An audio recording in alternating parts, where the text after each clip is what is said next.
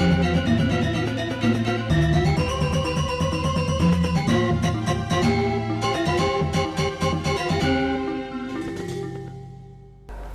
Swastiastu, pemirsa Bali TV, kembali Bali Post Talk ya, menjumpai Anda. Tetap bersama saya Nyoman Winata, redaktur pelaksana harian Bali Post. Masih dalam suasana kampanye, tentu kita tidak akan bosan-bosan mengangkat topik ini karena memang ada beberapa hal yang perlu kita garis bawahi dari pelaksanaan kampanye pilkada. Pilkada kali ini adalah pilkada serentak dari gubernur, wali kota, dan juga bupati, wakil bupati seluruh Bali, seluruh Indonesia, seluruh Bali termasuk juga. Kita pernah membayangkan bahwa ini akan menjadi masa kampanye yang hiruk pikuk, kemudian ada banyak keramaian. Tapi kemudian faktanya hari ini kita mungkin, nah ini apakah benar rasanya kurang gregetnya atau kurang seru, kurang heboh atau seperti apa? Kita akan coba bahas ini di Bali Post Talk kali ini dengan Bapak Nyoman Mardike, pengamat politik juga aktivis LSM tentu yang juga mengamati tentang jalannya kampanye. Kita sapa dulu narasumber kita, Om Swastiastu. Om Swastiastu. Gimana kabar, sehat ya Pak? Sehat. Dan pasti tetaplah mengawasi ini jalan ya. kampanye. Gimana, kayak ada mayem apa gimana ya? Tidak ada keseruan apa yang catatan bisa tentang kampanye ini Pak? Ya, momentum Pilkada 2024 ini adalah momentum yang memang masa kampanye yang beda dengan periode-periode kampanye pilkada ataupun pemilu sebelumnya gitu. Kalau pilkada atau pemilu 5 tahun yang lalu mungkin atau 10 tahun yang lalu mungkin lebih semarak dengan konvoi, ada kendaraan sepeda motor, ada pawai dengan di jalan-jalan dengan keriuhan dan sebagainya kan gitu. Tapi kali ini itu bukan tidak ada tapi minim. Konvoi-konvoi, pawai-pawai seperti itu pengerahan massa yang mungkin ya relatif mungkin orang sudah langsung kepada tujuan, nunggu di standby di mana ada kampanye itu, tidak lagi beriringan-iringan dari lokasi di mana mereka kumpul dan sebagainya gitu loh. Nah, itulah yang mungkin menyebabkan salah satunya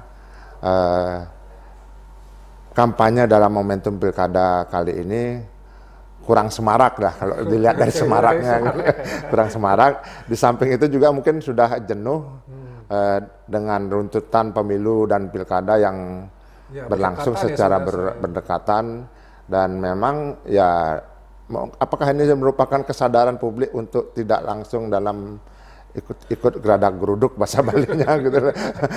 Ya mungkin kesadaran juga gitu loh, lebih baik mungkin sekarang sudah ada tontonan lewat media sosial, lebih baik lihat di sana, walaupun media sosial juga kadang intinya juga tidak mengarah pada substansi dari apa yang tertera dalam visi dan misi. Kalau gitu. di tataran realita ini, katakanlah di lapangan lah, sehari-hari kita lihat nggak terlalu banyak gini ya, tidak ada gerak geruduknya terlalu banyak, kemudian tidak ada kehebohan-kehebohan. Ya walaupun memang ada beberapa yang melakukan kegiatan-kegiatan pengerahan massa di sebuah lapangan dan segala macam.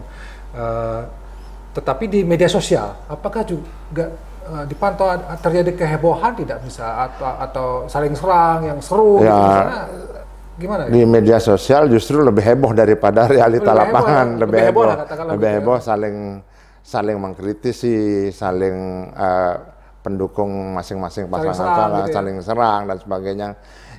Untuk bupati dan wali kota juga sama seperti itu, apalagi gubernur yang paling ramai ini kan. Perdebatan di media sosial itu adalah paslon gubernur gitu loh. Ya, Pas Mulya sama Koster Giri itu memang cukup semarak di media sosial gitu. Cuma argumentasinya terlalu sarkastis ya, agak sedikit kasar ya. Yang saya nilai gitu loh. Agak kasar dengan bahasa-bahasa yang mungkin dangkal gitu ya. Dangkal ya gitu.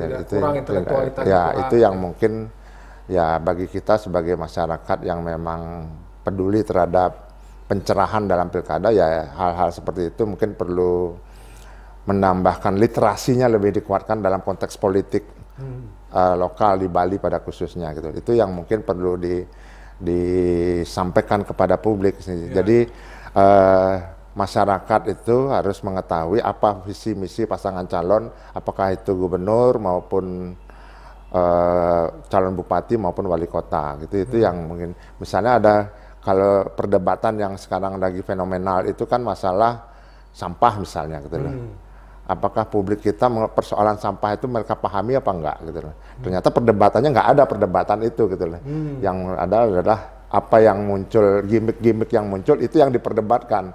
Nah ini ya perlu adanya semacam pencerahan bagi saya juga sebagai orang Bali yang memanfaatkan momentum pilkada yang akan menggunakan hak pilihnya, apalagi juga bagi masyarakat secara umum gitu. Nah, kalau di lapangan itu ada ya mungkin dengan gaya khasnya pasangan calon masing-masing. Kalau Koster Giri itu gaya di wantilan mainnya ya, terus dengan khas-khas tradisional yang mungkin gaya Pak Giri Praste lah gitu. Kalau Mulyawan Arya atau De Gajah dan Agus Suratnyana lebih cenderung ke pengerahan massa, jalan santai, ada hiburan-hiburan yang musik dan sebagainya gitu lah. Ya itu yang lebih dominan seperti itu.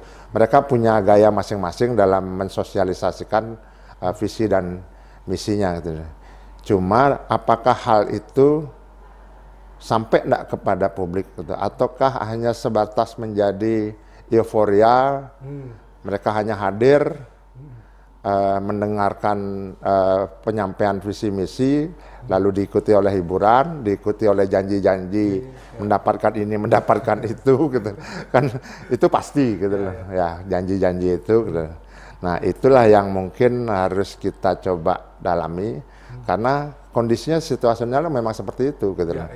Jadi kondisi di lapangan, misalnya agenda KPU dalam debatnya aja berubah, yang direncanakan oleh KPU kan gaya kearifan lokal itu tidak disetujui oleh paslon.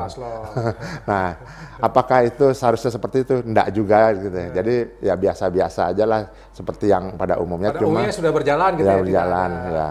Itu cuma kalau saran saya gitu, ke depan itu adalah substansi yang lebih diprioritaskan. Berarti ini yang selama ini belum menukik pada substansi sebenarnya visi misi dari masing-masing calon, apa yang menjadi unggulan dan sebagainya. Tapi ya memang kita melihat misalnya ada calon yang tentang yang di UTAT ya soal Bali Bandara Bali Utara kan gitu ya. Kemudian ada isu-isu yang lain, ada yang menyerang, kemudian ada yang menunjukkan keunggulan prestasinya yang selama menjabat. Ya, apakah itu bukan sudah belum sampai pada substansi sebenarnya, kualitas dari ya minim substansi kalau saya lihat gitu loh. Karena misalnya di sektor pendidikan semua hampir kampanyenya sambil sama sekolah gratis yang gitu aja. Pak Koster Giri juga sekolah gratis, ini sekolah gratis, kesehatan gratis, itu tidak beda ya substansi yang disampaikan gitu loh. Cuma cara penyampaiannya aja yang mungkin beda gitu loh. Yang satu disampaikan dengan metode di lapangan atau sosial media yang mungkin agak bombastis, yang satu cenderung datar, ya mungkin ada datanya sedikit, yang satu dengan janji-janji sekolah gratis dari SD sampai SMA misalnya untuk semua sekolah negeri misalnya. Ada yang hanya salah satu sekolah aja dengan menindaklanjuti seperti gubernur yang sebelumnya kan begitu. Nah itu yang rata-rata hampir mirip model-model substansi yang disampaikan visi misi itu gitu. Kalau soal debat ini kan sudah ada paslon gubernur ada 2 kali debat ya, masih ada lagi satu. Kemudian beberapa di kota, kemudian di Kabupaten Bali juga, di Kabupaten Sebali juga pilgubnya sudah ada lah debat-debat yang Pak Mardika bisa tangkap. Apakah ini sudah cukup menjadi layak untuk menjadi acuan bagi pemilih untuk memilih dari berdasarkan debat? Artinya evaluasi debat selama ini gimana menurut Pak Mardika? Ya, misalnya perdebatan tema-tema debat ya yang ditawarkan oleh KPU, misalnya sektor pariwisata, sektor air, terus masalah sampah gitu loh. Itu diperdebatkan di dalam debatnya yang difasilitasi oleh KPU. Cuma yang saya lihat adalah minim solusinya minim sekali gitu loh. Tentang pariwisata misalnya, tentang masifnya mass tourism atau pariwisata massal yang sedang digaungkan atau sedang dilaksanakan gitu loh. Bagaimana untuk mengurangi pariwisata massal yang menimbulkan persoalan gitu loh. Penawarannya adalah pariwisata yang berkualitas. Nah, pariwisata yang berkualitas itu seperti apa? Nah, ini yang mungkin belum sampai arah ke sana gitu lah, penyampaian bagaimana visinya. Mewujudkan pariwisata berkualitas itu ya, belum muncul dari masing-masing calon. Nah, terus bagaimana cara mencari anggaran untuk sekolah gratis. Nah, itu sebenarnya karena kan di provinsi ini kan ya kalau mengandalkan APBD-nya juga sangat minim, apalagi karena sekarang itu yang apa namanya yang pajak kendaraan bermotor itu udah diserahkan kepada kabupaten kota, sedangkan masih mengandalkan air di bawah tanah itu yang kewenangan provinsi. Tapi itu kan kalau di sisi pendapatan PAD-nya kan sangat minim. Nah, bagaimana menggratiskan dengan PAD yang terbatas? Nah, itu juga harus artinya bahwa masalah diangkat, mereka mengatakan akan mampu mengatasi masalah-masalah, tapi solusi strategi untuk solusi itu yang nggak ada. Nggak ada gitu ya, nggak sampai ke situ ya mereka. Ya, yang bagi saya tidak ada, hanya sebatas jargon atau retorik saja gitu loh. Itu penilaian saya ya, memang penilaian saya seperti itu. Jadi contoh ya masalah air gitu loh, masalah air yang sekarang misalnya ada krisis air di beberapa tempat ya, berdasarkan beberapa data yang saya baca gitu. Di Bali krisis air yang mungkin di wilayah timur, Bali Barat, apalagi di Bali Selatan gitu. Itu. Nah, cuma ketika solusinya adalah menghentikan pengeboran air bawah tanah gitu loh. Apakah itu solusi yang sudah final? Gitu. Nah, bagaimana ketika membangkitkan sektor pariwisata tanpa air bawah tanah? Apa memungkinkan? Gitu. Atau mungkin secara bertahap? Yang memungkinkan bagi saya pengertiannya itu tidak sekaligus, tapi secara bertahap dengan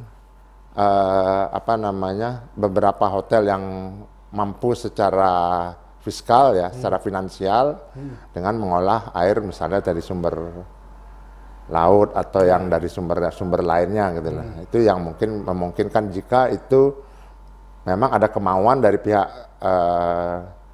industri pariwisata. Memang itu cost-nya sangat besar. Jadi ada beberapa lembaga yang sudah didatangi oleh hotel-hotel berbintang di Nusa Dua untuk membantu bagaimana mencari solusi meminimalisasi penggunaan air bawah tanah yang semakin menurunkan permukaan tanah itu, terutama di Bali Selatan. Gitu. Nah, itu yang mungkin, tapi itu tidak menjadi topik pembahasan yang utama, gitu loh. Padahal itu persoalan kita yang kita hadapi saat ini, itu yang pertama. Yang kedua tentang kemarin saya dengar juga bicara tentang perubahan iklim. Ternyata ya mohon maaf, saya dengan tidak mengurangi rasa hormat kepada dua pasangan calon, belum mengetahui maksimal apa itu perubahan iklim gitu loh. Hanya menjawab cuaca semakin panas. Kenapa cuaca semakin panas? Itu penyebabnya apa? Siapa yang melakukan apa? Gitu. Itu kan harusnya dijawab juga. Gitu. Tapi hanya ini tiba-tiba hujan, musim, itu kan faktor daripada proses dampak perubahan iklim. Nah, itu masalah energi misalnya juga gitu loh. Mengurangi, ya salah satu paslon sudah menyatakan benar menurut saya gitu loh. Mengurangi energi bersih, energi baru terbarukan, energi bersih gitu loh. Tidak lagi bergantung kepada sumber fosil, itu sudah benar. Cuma solusinya kalau tidak dari fosil seperti apa mekanismenya, itu yang mungkin kritik saya terhadap dua pasangan calon terkait dengan substansi kampanye gitu. Apakah itu pariwisata, masalah sampah, masalah air, masalah perubahan iklim. Nah, itu yang mungkin karena ini semua berbicara akan ketika salah satunya menjadi gubernur terpilih nanti ya, itu produknya adalah kebijakan. Kebijakan yang akan harus diimplementasikan. Nah, bagaimana konsepnya tidak dimiliki, tapi dia harus membuat kebijakan. Apa jadinya kebijakan nanti ketika tanpa konsep yang jelas dan tegas dalam substansi. Dari kampanye ini belum ada substansi yang betul-betul bisa memberikan gambaran apa yang mau mereka lakukan dengan pasti. Dan masyarakat juga mungkin, masyarakat tidak akan sangat bergantung pada hal itu. Jadi yang mereka tangkap ya gimmick-gimmick, mana yang lebih ini secara tampilan saja, itu saja yang akan menjadi pilihan. Mungkin itu akan terjadi menurut Pak Mardika. Mungkin sekarang juga ini sebagai proses ya dari Pak Mardika ya ke depan ini. Ya, ke depan ini sebenarnya sekelompok-kelompok kecil ya masyarakat sudah menyikapi persoalan itu, sudah memberikan masukan-masukan kepada ya, karena momentum pilkada masukannya kan lewat KPU sehingga dibahas nanti timbul perdebatan dan solusinya harapannya kan seperti itu gitu. Seperti saya yang sudah menyampaikan kepada KPU, teman-teman yang lain juga menyampaikan materi-materi yang kebetulan memang dipergunakan oleh KPU sebagai materi perdebatan. Cuma harapan kita belum tercapai karena memang apa yang menjadi substansi yang kita sampaikan kepada KPU termasuk dengan teman-teman yang lain itu belum terjawab sampai dengan kampanye terakhir, debat terakhir. Nah, harapannya adalah karena nanti salah satu paslon ini akan menjadi gubernur dan wakil gubernur, coba cari data dan buatlah konsep yang memang menjadi skala prioritas, apakah itu jangka pendek, jangka menengah maupun jangka panjang gitu. Nah, itu yang karena ini produknya adalah produk kebijakan yang dampaknya kepada masyarakat kita yang ada di Bali pada khususnya, dan jika nanti kebijakannya tidak berpihak kepada masyarakat, sudah tentu ini menimbulkan persoalan-persoalan Bali ke depan. Jika tidak berpihak kepada lingkungan juga menimbulkan, apalagi tidak berdampak terhadap pertumbuhan ekonomi di Bali yang dijanjikan akan tumbuh menjadi 7-8% dan lingkungan yang bersih, menjaga kesehatan agar masyarakat tidak sakit dan sebagainya, kan begitu. Nah, inilah harapan kita supaya ke depan kebijakan-kebijakan itu memang produktif bagi publik, bagi masyarakat Bali, sehingga kita mendapatkan pemimpin yang memang cukup bijak dalam membuat kebijakan-kebijakan yang memang kita harapkan pro terhadap lingkungan, pro terhadap pertumbuhan ekonomi, dan utamanya bagaimana kita bisa mengentaskan kemiskinan dan objektif kita menilai bagaimana masyarakat Bali bisa lebih sejahtera dengan produk-produk kebijakan oleh calon pemimpin yang akan datang ini. Baik, terima kasih Pak Mardika atas catatan dan evaluasi berkaitan dengan masa kampanye ini. Tentu ini menjadi perhatian kita bersama karena betul seperti yang Pak Mardika sampaikan tadi bahwa dari mereka yang bertarung dalam pilkada ini salah satunya akan menjadi pemenang dan akan memimpin, dan kita sangat berharap ada kebijakan-kebijakan memang yang bisa menjadi solusi dari berbagai macam persoalan yang sedang dihadapi oleh Bali.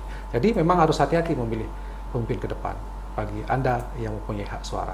Demikian Bali Post Talk kali ini. Saya ucapkan terima kasih. Saya tutup dengan Promo Santi. Om Santi. Om Santi. Terima kasih. Sampai jumpa.